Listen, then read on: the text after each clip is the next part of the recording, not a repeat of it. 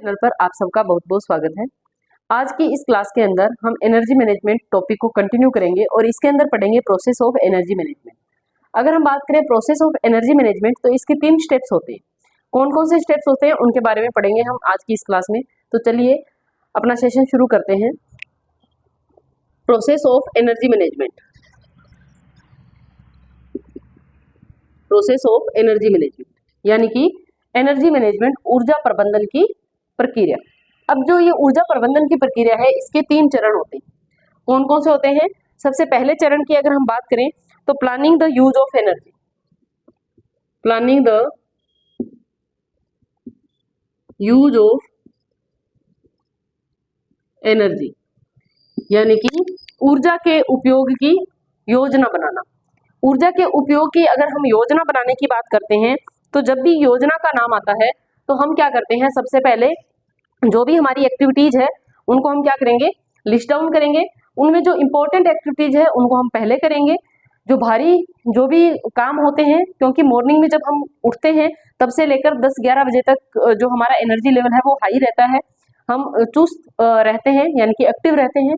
तो इसलिए जितने भी भारी या जो भी बड़े कार्य होते हैं वो हमें मॉर्निंग टाइम में 10-11 बजे तक निपटाने चाहिए। उसके बाद में हमारा एनर्जी लेवल क्या होना शुरू हो जाता है, डाउन होना शुरू हो जाता है। तो फिर हम जो भी छोटे काम हैं या जो कम भारी काम है या फिर जो हमारे इंटरेस्ट के काम है उनको कर सकते हैं। इसके साथ ही साथ जो रेस्ट पीरियड है उसको भी हमें हमारी प्लानिंग के अंदर शामिल करना है। तो इस तरह से हमें हमारी प्लानिंग करनी है एनर्जी यूज की, ताकि हम बिना थकावट के और अच्छी तरीके से हमारा जो कार्य है उसको पूरा कर सके और हमारे जो भी लक्ष्य और उद्देश्य है उनको प्राप्त कर सके। नेक्स्ट अगर हम बात करें सेकंड स्टेप की, तो सेकंड स्टेप आता है आपके control in carrying out activity plan. Control in carrying out activity plan यानी कि जो हमने एक्टिविटी का प्लान किया है, जो भी हमारी कार्य योजना हमने बनाई है उस कार्य योजना को हम क्या करेंगे, इम्प्लीमेंट करेंगे और उसको कंट्रोल करेंगे। कैसे करेंगे इम्प्लीमेंट? जो हमने आयोजना बना ली है, योजना जो हमने बना ली है, प्लानिंग कर ली है, उसी के अकॉर्डिंग हमें क्या करना है, काम करना है। हमें ये देखना है कि पहले कौन सा काम करना है, बाद में कौन सा काम करना है। हम एक्टिविटीज को ग्रुपिंग में बांट सकते हैं ताकि एक ही जगह पर होने वाली एक्टिविटीज को हम एक साथ कर सकें। हम जो एक्टिविटीज है उनको एक लय में करें, एक रिदम में करें, ताकि हमें कम थके और हम ज्यादा काम कर सकें।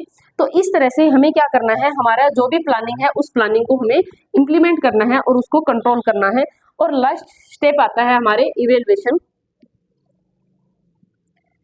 जब भी हम कहीं पर भी प्लानिंग की कहीं पर भी मैनेजमेंट की बात करते हैं और उसके स्टेप्स की बात करते हैं तो हम यहाँ पर 3 जो मेन स्टेप्स है वो देखते हैं।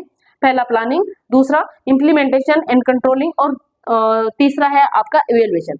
अगर हम बात करें इवेल्युएशन की तो यहाँ पर जो महिला है या जो भी गृहिणी है जिसने भी अपने कार्य की योजना बनाई है और उस कार्य को वो करना शुरू किया है, अब वो लास्ट में जब उसका पूरे दिन का जो कार्यक्रम है निर्धारित किया है उसके अकॉर्डिंग उसने काम कर लिया, उसके बाद में वो क्या करेगी, इवेल्युएशन करेगी, मूल्यांकन करेगी कि क्या जो योजना मैंने बनाई थी वो सफल हुई है, जो कार्य जिस तरह से मैंने अरेंज किए थे उस सीक्वेंस में वो काम कंप्लीट हुए हैं, थकान कितनी हुई है, अगर ज्यादा थकान हुई है और अगर हमने उसके अंदर जो एक्टिविटी है या स्टेप्स है वो ज्यादा रखे तो उनको कैसे मिनिमाइज किया जा सकता है, कार्य सरलीकरण को कैसे अपनाया जा सकता है।